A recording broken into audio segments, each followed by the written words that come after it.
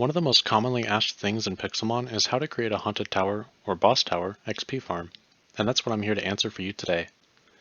A Haunted Tower XP farm is undoubtedly one of the most essential creations in any Pixelmon world, as it allows you to grind Pokemon easily to level up your team. So, how do we make it? First, you'll have to find a Haunted Tower, which should look like this, a big messy rectangle of cobblestone.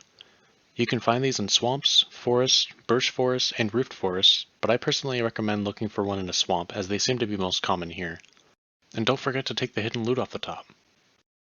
Inside the tower, there will be 3 floors that have spawners, although you may have to dig through the cobblestone to find them. For the purpose of this tutorial, we will only be using the Pokemon from the top 2 spawners, but I'll also go over how to add the first floor spawner if you want to include it in your own farm. The first step is to clear out a majority of the tower. We're going to remove all of the blocks besides the spawners, down to this floor.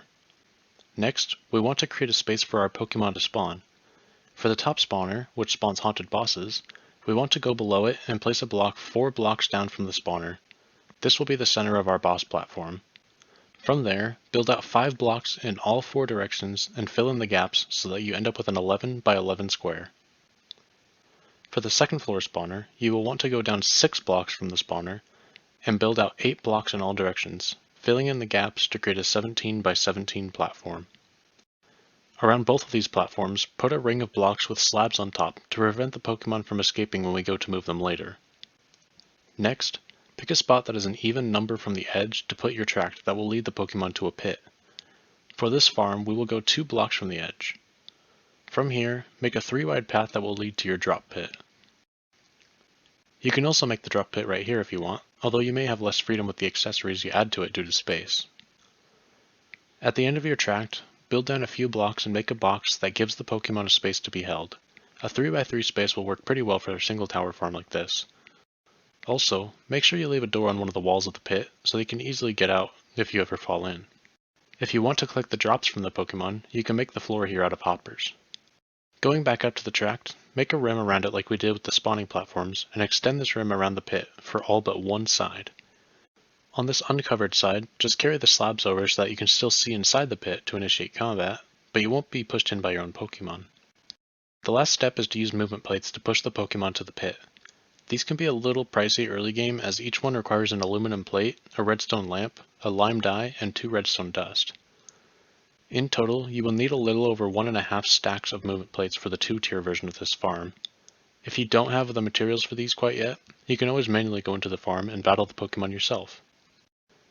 Movement plates will push Pokemon and yourself in whichever direction you are facing when you place them, so keep this in mind during this next step. I recommend starting the chain at the end of the tract and working your way back towards the platform. Movement plates can be placed at every other block, but make sure that wherever there's an edge, a movement plate is at the end of it, otherwise Pokemon may get stuck. When you get to the platform, keep a line of movement plates going straight towards the tract. The rest of the movement plates should simply point towards this line. For the boss platform, remove the rim on one edge of the platform and have all movement plates face the same direction towards this edge. This will cause the bosses to be pushed down to the lower platform, and from there, be routed the same way as the rest of the Pokemon. You may want to add a sort of backboard a few blocks from this edge though, to prevent bosses from being flung out of the system entirely.